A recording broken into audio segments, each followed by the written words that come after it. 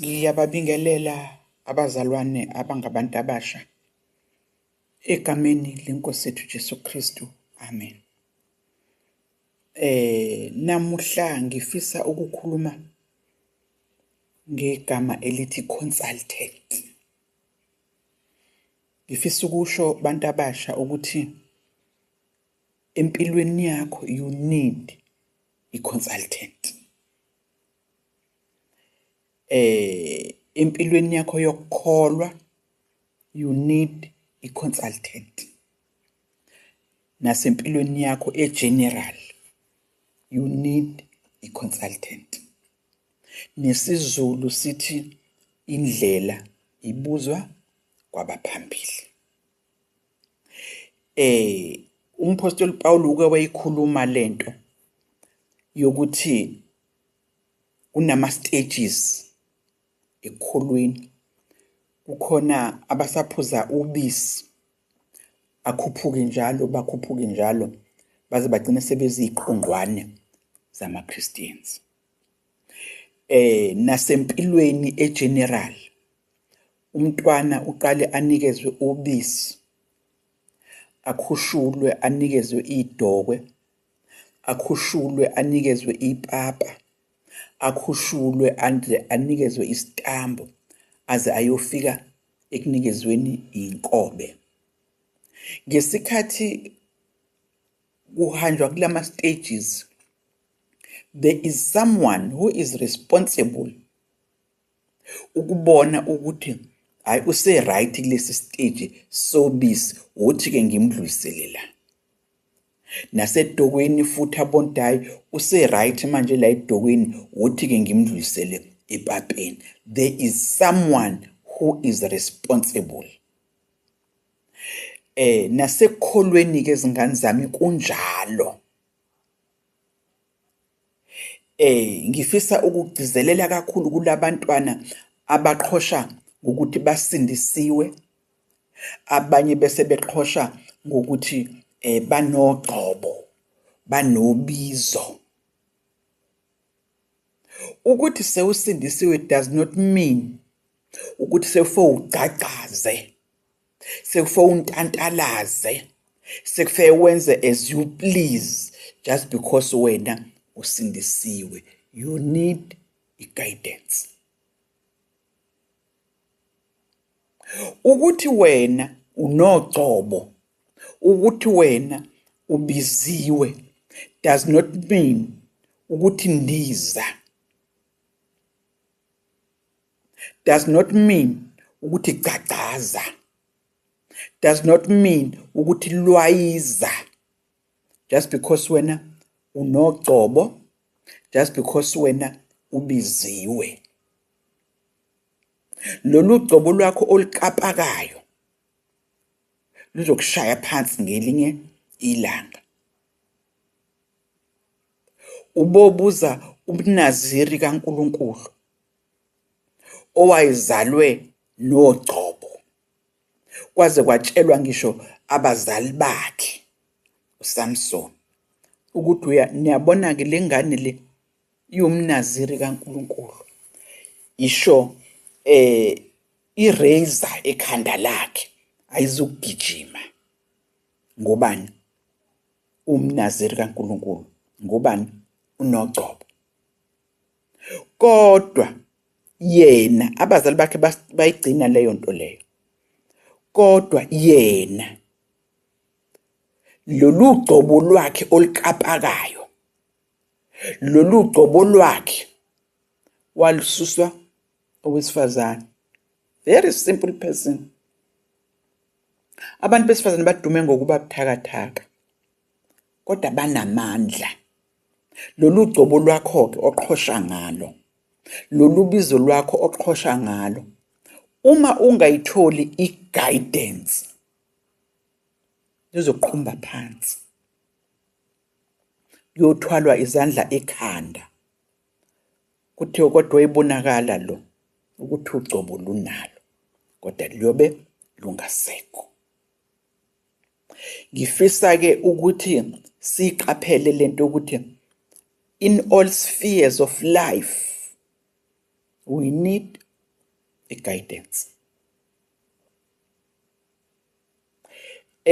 Isikhathi esiningi ke abantu abaguidayo nabantu uNkulunkulu akunikeze bona ukuthi baguide ababona o-elastic. They are not flexible. U-wrong, u-right, u-right. Abafani ne-elastic ukuthi uzobanweba ubabhekisele uphinde futhi ubanwebe ubabhekisele. Abanwebeki, they stand. Ingakho-ke iningi labantu abasha lingabafuni labo bantu abanjalo ngoba they want to do as they please. So ke ngithi i-guidance ne-consultants uyayidinga. I-guidance ne-consultant uyayidinga umuntu omusha. Ngifuna ke sibheke izwi likaNkulunkulu 2 Kings chapter 6. Sizomqala nje kahle from verse 1 siya ku-23. Ngifuna ke ukuthi uzifundele wena. Angifuni ukuthi lesala kwazi sathi. Ngifuna uzifundele wena. Izwi likaNkulunkulu liyaphila. Liphefumulelwe nguye njengoba aphefumulela i-breath of life kubani? Ku-Adam. So ke nezwi likaNkulunkulu liyaphila. Awuzukulicosha la ulithanda khona nala ulizwa khona likusiyuda bese kuthi lokhu okungakusiyuthi bese ukujikijela lapha. You need a consultant in your life. You need a guidance in your life. In spite of uGcobo, in spite of uBizo, in spite of ukusindiswa kwakho, in spite of ukuba ungqeqe kwakho, you need a guidance. Le ndaba ke ngizoyixoxa nje uyoyifunda wena. 2 Kings chapter 6 qale from verse 1 uzofika ku verse 23. Lapha uElisha uhlezi nabafana, amadodana abaprofeti. Labantwana babafana ingqondo zasezivuleka. Bayabona ukuthi sekumpintshwenwe la sitsinene.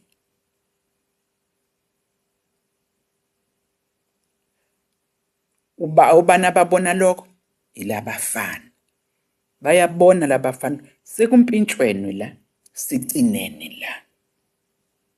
So uma ngabe simpintshene sitsinene, something ought to be done. Nangempela ke labafana baphuma nayo iplan yokuthi hayi kufanele kuyogawulwa lapha ngasemfuleni. Uma kuyogawulwa lapha ngasemfuleni sizothi extenda le ndawo esihlala kuyo. Labafana abamananga basukela imbazo baqonda ngqo ehlathini ngasemfuleni bayogawula khona. No, they consulted. Bheka ku verse 1. Amadodana abaprofeti bathi ku-Elisha, bheka indawo esihleli kuyo phambi kwakho, siminyene kuyo. Masihambe siye eJordan sithathe khona kube iloyo naloyo umshayo ube munye, senzele khona indawo esingahlala kuyo. Bafika la ku-Elisha they already have a plan. Ukuthi hayi siyacabanga lana ukuthi hayi kulokumpintshana kwethu le ndaba sizoyilungisa kanje. They already have a plan in their minds. Okay, sebeyakhuluma ke no-Elisha. Elisha usethini ngoba uyayizwa lento yabo ukuthi ihlakaniphile ivuthiwe nje. Usethi hambani, banikeza i-permission. Uma ebanikeza i-permission, hayi aqhamuka omunye athi vuma uhambe nezinceku zakho. Uyabona umfana noGcobo uthi siyabonga ukuthi yasinikeza imvumo, kodwa vuma sihambe nawe. Lezi ingane ziyabona ukuthi sizohamba impela ukuyogawula, futhi nembazo sinazo, ne-ability yokugawula sinayo, kodwa nje iba nesithunzi into enomuntu omdala. Futhi njengoba behleli naye nje bayamazi, sebehlale naye bamfunda bamphasa labafana bathi asingenzi izinto zodwa, each time sekukhona izinto esizenzayo, let's involve this one. Siyasho-ke lo mfana uthi vuma ukuthi uhambe nezinceku zakho. Uyamuzwa indlela asho nje ngokukhulu ukuzithoba. Vuma ukuba uhambe nezinceku zakho. Wayesehamba nabo-ke.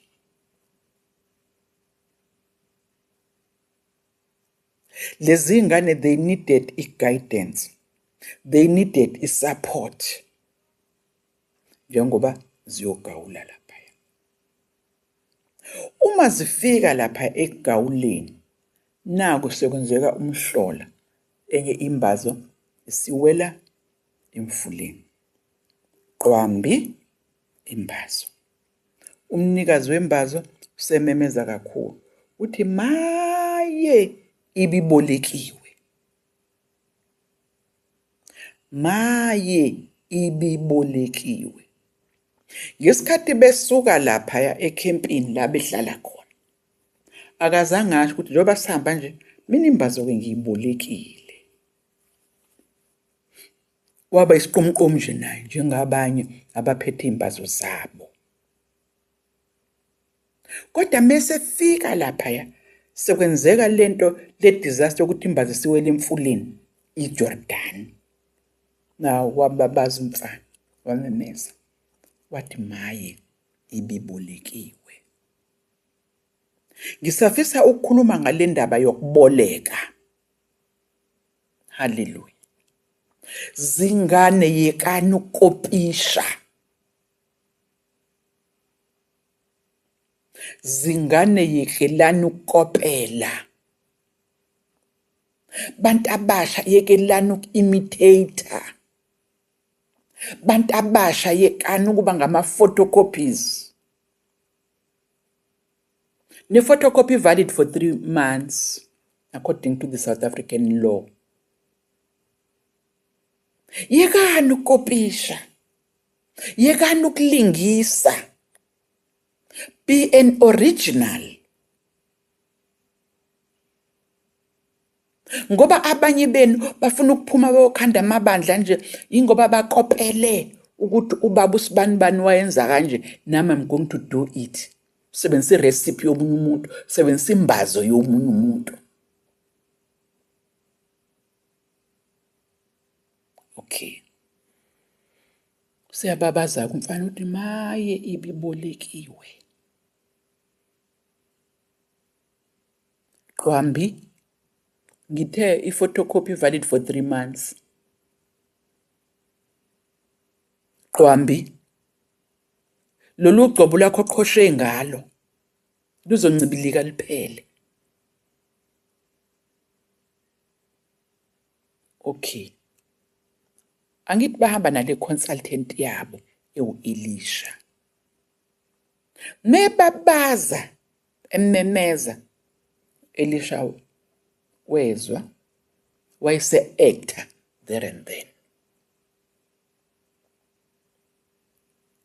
Wathatha uthi u-Elisha walifaka emanzini, yakhuphuka imbazo yantanta, wayicosha umfana. Waqhubeka umsebenzi. Ukuba u-Elisha wayengahambanga nabo, ukube babengazithobanga bacela ukuhamba naye, wayezoba ihlaya lesigodi lomfana. Wayezophuma kuma-newspapers angaleso sikhathi. Wayezophuma kwi-media yangaleso sikhathi. Ukuthi ho, lona uboleka imbazo yami. Wahamba wayogawula lapha. Isale eJordan manje imbazo. Mina ngisenambazo-ke manje. Nalabafana abanye wayezoba ihlaya nakubo. Ngoba abantu abasha niyathanda ukududana. Kodwa at the end of the day, wasilipharisha nje. Ulahlekelwa yi-support system le ekade yobra bakho. Bakuhleke, babukise ngawe. Bathi yena wayengaboni lento yakhe yumbhedo. Yena wayengaboni mekopisha ubaba usibanibani kumbhedo. Be an original. Be an original. Stop indaba okukopisha noma ubona ezinye izinto zibalungela lapha bese uzama ama-plans abo. Munye umuntu oneplan yakho is God. Jeremiah chapter 29 verse 11.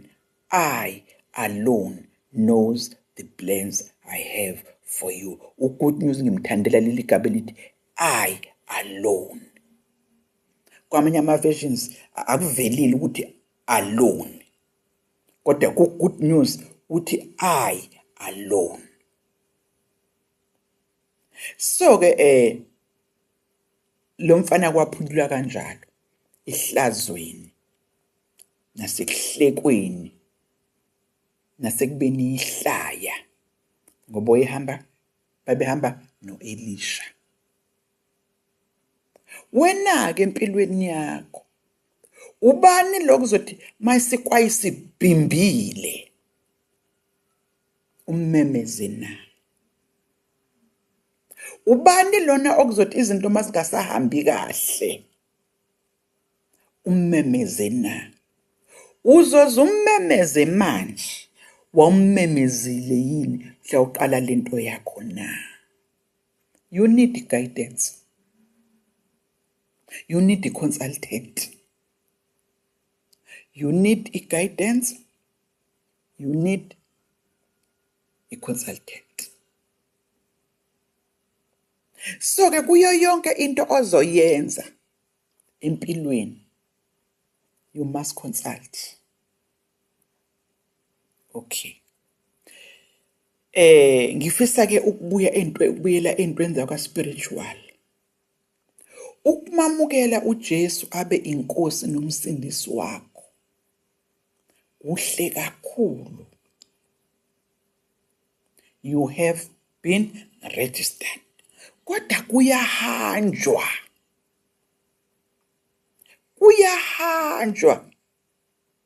Uzathi umpostoli Paul sikwi-race. Athi sisemncintiswaneni. That is why awukwazi ukuyihamba le race without the Holy Spirit. Uzongena kuma-lane abanye abantu. Uzobona ilane yomunye umuntu engathi imfishane kuneyakho. Uzobona ilane yomunye umuntu uyibone ngathi ibroad kuneyakho. Bese uyongena kuyo. Kanti cha. Ilane yakho yanele wena. Igift yakho yanele wena. Isabelo sakho sanele wena. Sisemncintiswaneni. Sikwi-race. Noma ungawina kulaba-ke abazi indaba zokugijima kwasemgaqweni. Noma ungawina Kodwa mangabe kade usuhamba kwi-lane e-wrong, ufike eqala phambili kade uhamba kwi-lane e-wrong, awuzokunikezwa isicoco salapho ngoba ubusuhamba kwi-lane e-wrong. So kuhanjwa kwi-lane okuyiyona yona. It is the Holy Spirit. It's the duty of the Holy Spirit ukusigayida, isikhanselishe, usidiscipline Moya Oyingcwele. Ingakho musa ukuvuma ukuhamba indlela yokukholwa ngaphandle kokuba ube baptized by the Holy Spirit.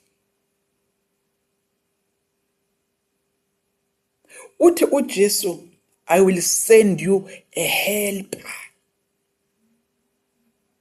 I will send you a helper. Le helper ke ithi yes, bese phinda futhi ithi no, bese phinda futhi ithi wait. I-helper, which is the Holy Spirit. I-helper bantu abami ayenza ukuthanda kwakho. Ngisho mina i-helper, which is the Holy Spirit. Noma ungaphapha, i-helper izothi phapha nogcine la uthanda khona. Angikho mina lapho. I-helper bantu abami ine-discipline, ine-guidance.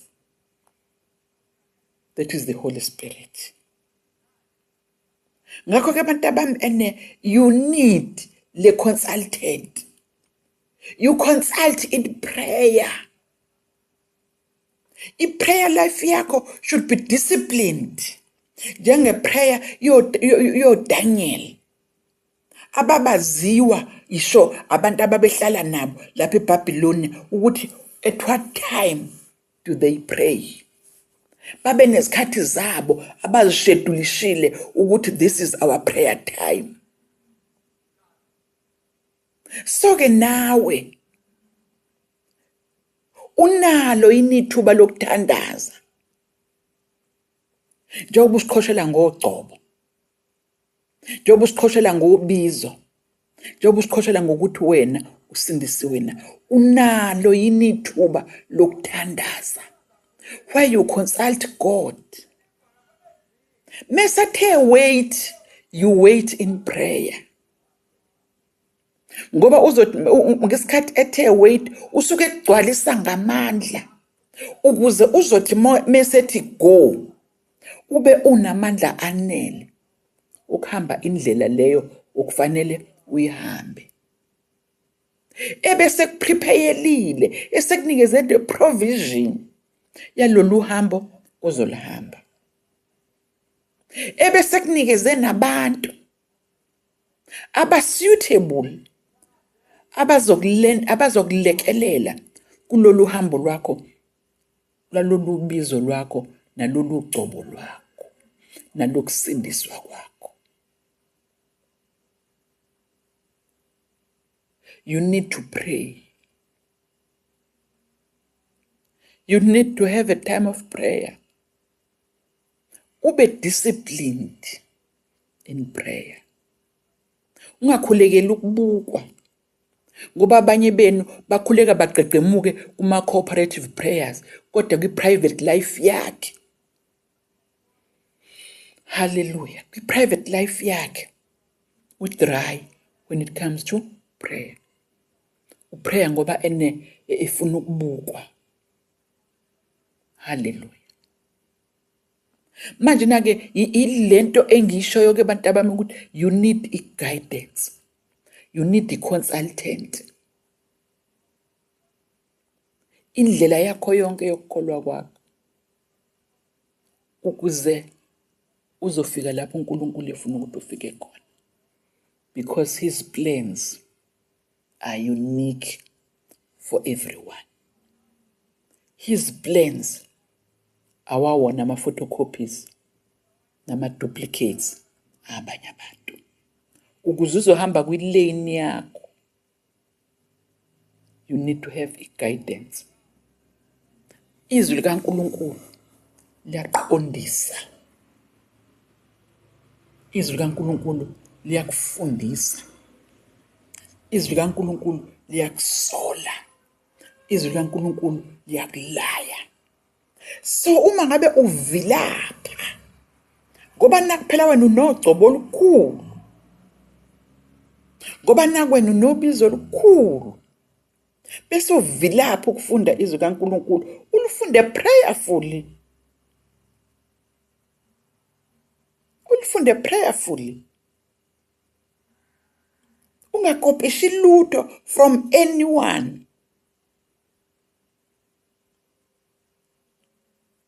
Kodwa uhlale kuye, akwembulele izimfihlakalo zakhe,